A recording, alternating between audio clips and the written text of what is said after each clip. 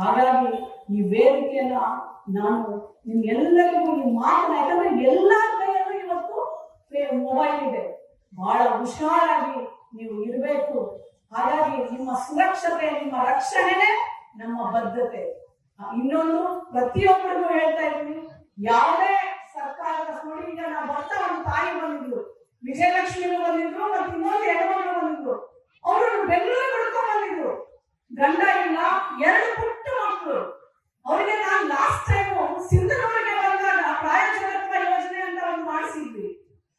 ಅಂದ್ರೆ ಯಾವ ತಾಯಿಗೆ ಗಂಡ ಇರಲ್ಲ, ಪುಟ್ಟ ಮಕ್ಕಳಿರ್ತಾರೆ, ಅವರಿಗೆ ಸರ್ಕಾರ ಪ್ರಾಯೋಜಕತ್ವ ಯೋಜನೆ ಅಂತ ಒಂದು ಯೋಜನೆ ಮಾಡಿದ್ದಾರೆ.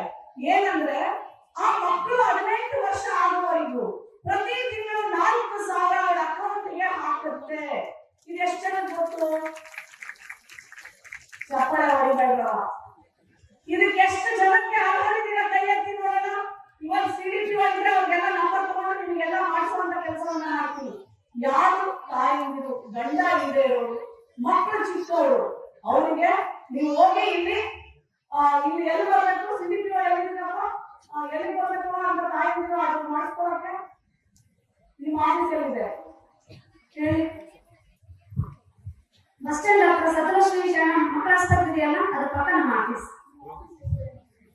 ಶಿಶು ಅಭಿವೃದ್ಧಿ ಯೋಜನಾಂತರ ಕಾರ್ಯಾಲಯ ಲಿಂಗಿಸಬಹುದು. ನನ್ನ ಹೆಸರು ಶ್ರೀಮತಿ ನಾಗರಾಜ್ ಮಂತ್ರಿ. ನಾನು ಸಿಡಿಕೋ ಲಿಂಗಿಸರಿಂದ ಕಳೆದ 5 ತಿಂಗಳಿಂದ ನಾನು ಸೇವೆ ಸಲ್ಲಿಸ್ತಾ ಇದ್ದೀನಿ. ಎಲ್ಲಿದೆ ಅದು ಆಫೀಸ್? ಎಲ್ಲಿದೆ? ಯಾರಿಗೆ ಆತರ ತಾಯಿ ಒಬ್ಬಂಡಿ ಇದ್ದಾಳೆ, ಕಷ್ಟ ಪಡ್ತಾ ಇದ್ದಾಳೆ, ತನ್ನ ಮಕ್ಕಳನ್ನ ಸಾಕಕ್ಕೆ ಕರ್ಕೊಂಡೋಗಿ ಮಾಡಿಸ್ತೀನಿ ಅಂದ್ರವಾ? ಪ್ರತಿ ತಿಂಗಳು 4,000 ಅವಳ ಅಕೌಂಟ್ಗೆ ಮಗು 18 ವರ್ಷ ಆಗೋದನ್ನ ಸರ್ಕಾರ ಪೋಷಕತ್ವ ಯೋಜನೆಯಡಿ ದುಡ್ಡು ಹಾಕುತ್ತೆ. ಈ ತರ ಹಲವಾರು ಯೋಜನೆಗಳಿದೆಯವ. ಕಡೆಯದಾಗಿ ನಿಮ್ ಕೈಯಲ್ಲಿ ಒಂದು ಮಾತು ಹೇಳಿಸ್ಬಿಟ್ಟು ನಾನು ಮಾತು ಮುಗಿಸ್ತೀನಿ.